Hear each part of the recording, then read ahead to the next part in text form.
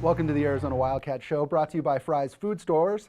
I'm Star Sports Editor Ryan Finley here with Zach Rosenblatt. Zach, let's talk a little bit more about this NCAA Super Regional. It starts Saturday in Baton Rouge. Arizona comes to town with a surprisingly great run of pitching. I mean, Michelle Floyd and Trish Parks hung with Oregon, the nation's #1 ranked team. And to top it off, the bats have gone cold, and Right. the pitching has carried them, which is unreal for this season. Right, and then this is a team that managed to beat Minnesota 3 times. Yeah. 3 times in 2 days. Minnesota, very good. I mean, kind of your prototypical, great pitcher, maybe not so good bats. Do they have what it takes to advance again through the weekend, and what are they doing differently that's making them so good?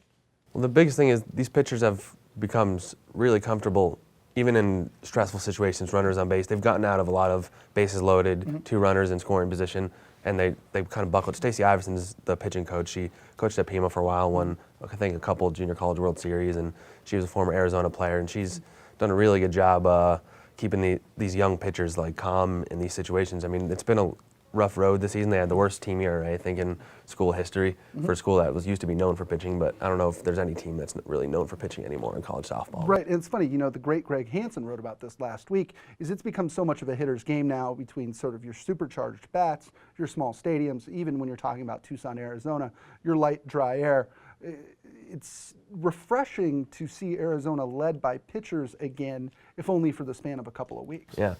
Mike Andrea has said, I can't even count how many times he said this in recent weeks. He says in the postseason, the games are won by good pitching, timely hitting, and good defense. Right. And they've timely hitting is kind of, besides the end of the last game, it's kind of hasn't really been there that much. But the pitching has been pretty good, and their defense has been inconsistent. So if they can get those 3 just solid, then they'll be good, I think. Right. Not to make a tired sports analogy here, but it seems like all year they've been playing American League Baseball, and now they're playing National League Baseball. I covered a game at Hillenbrand this year where they won 18 to 10. I'm sorry, and it was a run-ruled game. So it was 3 hours long for 6 innings. Wow, wow. Arizona Super Regional with LSU starts Saturday. Zachy, the game time has been moved. It will now start at noon Tucson time. Tell the folks why.